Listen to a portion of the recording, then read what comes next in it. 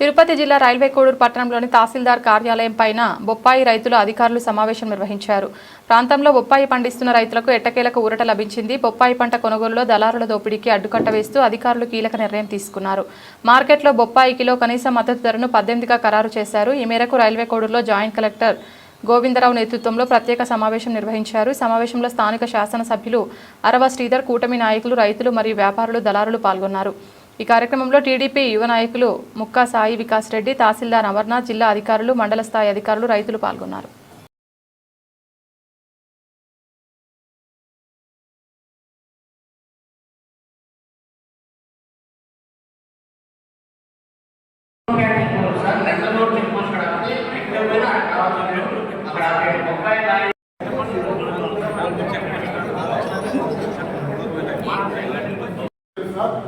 ఎందుకంటే అనవసరంగా అయినా అంతకుముందు రేట్లు నిర్ణయించేటప్పుడు రైతులు, దళారులు, రేట్లు కూర్చొని మాట్లాడి సెట్ చేసేవాళ్ళు సార్.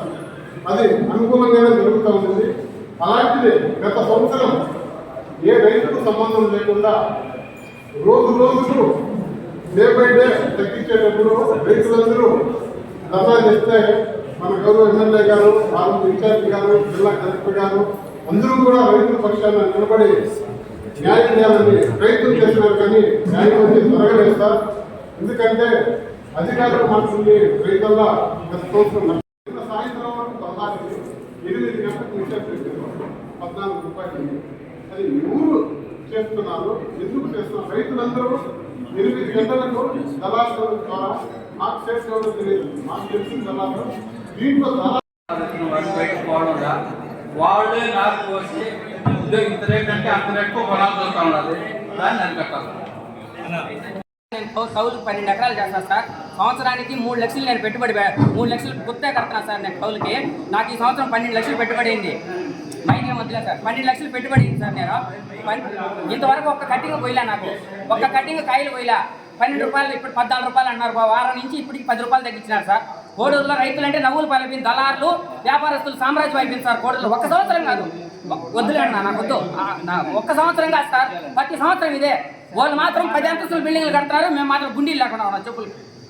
పరిస్థితి అట్ట అయిపోయింది కోడూరులో. కోడూరులో అధికారులు ఏం చేయలేరు, పోలీసు వాళ్ళు ఏం చేయలేరు, రైతులు ఏం చేయలేరు. అంతా దళారుల రాజ్యము, వ్యాపారస్తుల రాజ్యం అయిపోయింది సార్, సేట్ల రాజ్యము.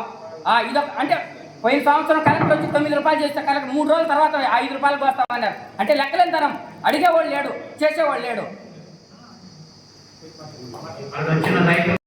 రైతుల సంక్షేమం కోసమే కాబట్టి గౌరవ కలెక్టర్ గారి ఆదేశాల మేరకు మరియు సీఎం ఆఫీస్ ఇన్స్ట్రక్షన్స్ మేరకు ఇక్కడికి వచ్చి ఖచ్చితంగా 18 రూపాయలు అనేది ఖచ్చితంగా ఉండాలి అని నిర్దేశించుకున్న తర్వాతనే ఇక్కడికి రావడం జరిగింది. కాబట్టి రైతులు ఎవరు అధైర్యపడాల్సిన అవసరం లేదు.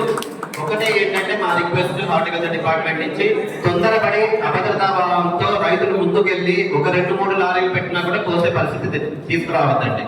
అట్లా 1-2 ముగ్గురు ముందుకు వచ్చినా కూడా మళ్ళీ వాళ్ళని చూసి ఇంకో 4 తయారవుతారు. కాబట్టి 1-2 రోజులలో డెసిషన్ తొందరగానే తీసుకొని ఆ సేట్లను కూడా పిలిపించి వాళ్ళతో కూడా ఒకసారి డిస్కస్ చేసుకొని ఒక కమిటీ వేసుకొని, ప్రైస్ మానిటరింగ్ కమిటీ అని వేసుకొని దానికి గౌరవ కలెక్టర్ గారి అధ్యక్షతన ఒక డెసిషన్ తీసుకున్న తర్వాత వాళ్ళందరికీ కూడా వివరించడం జరుగుతుంది. గౌరవ ముఖ్యమంత్రి సీఎం ఆఫీస్ నుంచి కలెక్టర్ గారికి మార్నింగ్ కాల్ వచ్చింది. ఈరోజు టీవీఎంసీ మీటింగ్ ఉందన్న నేను కలెక్టర్ ఆఫీస్కి వెళ్ళండి. సార్ చెప్పారు, సార్ ఈరోజు జేసీ గారు వస్తారు మీ కాంట్రిబ్యూషన్కి, రైతులు ఇబ్బంది పడుతున్నారు, అక్కడ బొప్పాయి రేట్ తగ్గిందని చెప్పారు. 24 రూపీస్ నుంచి 14 రూపీస్ అని కలెక్టర్ గారు చెప్పారు. కావున ఈరోజు మన రైల్వే కోడ్ కాన్స్టిట్యూన్సీకి జేసీ గారు వచ్చినందుకు మరొకసారి నేను ధన్యవాదాలు తెలియజేస్తాను. ఇప్పుడు ఈ 1 అవర్లో నేను రైతు పడే ఆవేదన నాకు బాగా అర్థమైంది. ఎందుకంటే వాళ్ళ ఇంట్లో వాళ్ళ పిల్లల కన్నా ఎక్కువ పొలంలోనే ఉంటారు రైతులు. చిన్నప్పటి నుంచి సీడ్ వేసినప్పటి నుంచి ఆ చెట్టుకి ఏమేమి కావాలో ఆ రైతు ఇచ్చి పంట ఇచ్చేయడానికి చెట్టు కొనే రేట్లో కూడా మన పంటకు చేతలేకపోతే ఈరోజు ఆ రైతు చాలా బాధపడతాడు, చాలా నలిగిపోతాడు. కావున అందుకని గౌరవ ముఖ్యమంత్రి గారు ఈరోజు మన కలెక్టర్ గారికి సూచించారు ఏంటంటే 18 రూపాయలు తగ్గకుండా రైతులకు ఇవ్వాలని చెప్పారు. నేను సార్ రిక్వెస్ట్ చేశాను, సార్ 35 రూపీస్ ఒక చెట్టు వాళ్ళు కొనాలంటే ఈ ఇయర్ 35 రూపీస్ పెట్టుకున్నారు. గతంలో 10 రూపాయల నుంచి 12 రూపాయల చెట్టు ఉంది sir. Last year 35 rupees seed లేదని చెప్పి 35 రూపీస్ పెట్టుకున్నారు. దాంట్లో సగం కూడా ఈరోజు రైతుకు ఇవ్వలేదంటే చాలా నష్టపోతారు సార్ అని చెప్పి నేను కలెక్టర్ గారిని రిక్వెస్ట్ చేస్తాను. కావున నేను 20 రూపీస్ సార్ మాకు కంపల్సరీ కావాలని చెప్పి నేను అడిగితే లేదు, ఖచ్చితంగా మీకు 18 రూపాయల కన్నా తగ్గకుండా ఈరోజు జేసీ గారి ఆదేశాల మేరకు రైతులకి వాళ్ళకు ఒక భరోసా కల్పించడానికి మనకు కలెక్టర్ గారు సీఎంఓ ఆఫీస్ నుంచి సూచనల మేరకు ఈరోజు జేసీ గారిని పంపించారు. కావున రైతులకి ఇబ్బంది కష్టం కలిగే రోజు ఏ రోజు లేకుండా ఈరోజు మన జేసీ గారు 18 రూపీస్ కాన్స్టెంట్ రేట్ పెట్టి ఏ రైతులు కూడా ఫస్ట్ మీరు బయట నుంచి వచ్చే దళాలు నమ్మద్దు. రైతుల్ని రిక్వెస్ట్ చేసి చెప్తున్నా, మీ పంట నష్టపోయినా కూడా మీరే దళాలుగా తయారయ్యి రైతులకి మీరే ముందుండి ఫస్ట్ ఎక్కడి నుంచి వస్తారు, ఢిల్లీ నుంచి రాజస్థాన్ నుంచి వచ్చి మీకు ముందు డబ్బు ఆశ చూపిస్తారు. ఎందుకంటే రైతు దగ్గర డబ్బులు ఉండదు, అప్పు చేసి పొలాన్ని సాగు చేస్తూ ఉంటాడు. ఆ దళాలు ఎవరైతే బయట నుంచి వస్తాడో అతను ఫస్ట్ డబ్బు చూపిస్తానే పాపం నాకు డబ్బు ఇస్తాడు అని చెప్పి రైతు మోసపోతాడు.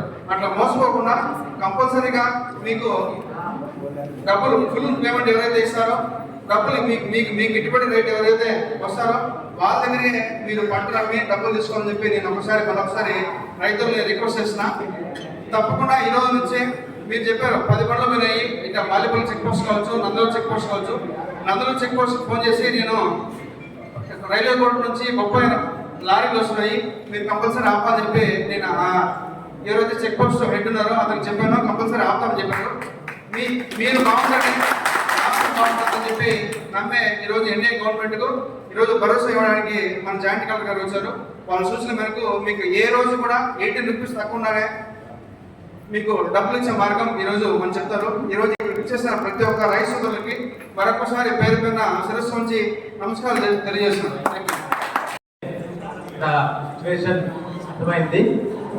ఒకసారి కమిటీ వేయమన్నారు. కమిటీకి సంబంధించి కలెక్టర్తో మాట్లాడి కమిటీ వేసి బయ్యర్స్ కూడా అందరినీ రప్పిస్తాం, బయ్యర్స్తో మాట్లాడతాం. Horticulture department, revenue department, police department and marketing department, agriculture department అందరితో కలిపి కమిటీ వేయడం అనేది జరుగుతుంది. రైతులు కూడా రైతు సోదరులు ఎవరైతే ఉన్నారో కొద్దిగా లీడర్షిప్ తీసుకున్న వాళ్ళని కూడా కలపడం జరుగుతుంది. ఎందుకంటే ఇక్కడ నా రిక్వెస్ట్ ఏంటంటే సార్ రైతు సోదరులు అందరికీ జనరల్గా మనకి ఏమనుకుంటుందంటే పంట చేతికి వచ్చినప్పుడు పంట తొందరగా అమ్ముకోవాలి, మనం చేసిన ఏవైతే అప్పులు కానీ లేకపోతే ఆదాయం కానీ అప్పులు తీర్చుకోవాలనే ఉద్దేశంతో తొందరపడి తొందరపడేది కాదు, కామన్ గా రైతు సోదరులు ఎవరు చేసేది అదే. అయితే ఇక్కడ ఏమవుతుందంటే దానినే వాళ్ళు మీడియేటర్స్ కానీ లేకపోతే బయర్స్ కానీ కొంచెం క్యాష్ చేసుకునే పరిస్థితి ఉంటుంది. రైతు కొద్దిగా మొండి పట్టుదల ఉండాలి. నా రిక్వెస్ట్ ఏంటంటే ఇప్పుడు మేము ఏదైతే మనం చెప్తున్నామో మేము దానికి అనుగుణంగా ప్రభుత్వ పరంగా చర్యలు తీసుకోవడం జరుగుతుంది. ఇప్పుడు రకరకాలు చెప్పుకున్న సమస్యలు, ఫస్ట్ సీడ్ గురించి చెప్పుకున్నారు. సీడ్ గురించి కానీ లేకపోతే మిగతా విషయాలు కొన్ని ఇప్పుడు పెద్ద చెప్పుకున్నారు, ఎరువులు తెచ్చుకోవడం కానీ ఇవన్నీ కూడా మనం నోట్ చేసుకోవడం జరిగింది. ఇకపోతే నెక్స్ట్ ఏంటంటే నా రిక్వెస్ట్ ఏంటంటే అందరికీ కూడా కలెక్టర్ గారు ఇచ్చిన ఇన్స్ట్రక్షన్స్ ఏంటంటే వైఎస్కి చెప్పండి, రైతు సోదరులందరికీ చెప్పండి 18 రూపాయలు తక్కువ అయితే వైఎస్ కూడా పెట్టడం జరుగుతుంది. కమిటీ వేస్తాము, కమిటీ వేసి వైఎస్ అందరినీ పిలిపించి మనం ఒకసారి మాట్లాడతాము. వైఎస్ ఎస్ఐ గారు, సిఐ గారు కూడా ఆ వైఎస్ ని ఎవరైతే అక్కడ లేరో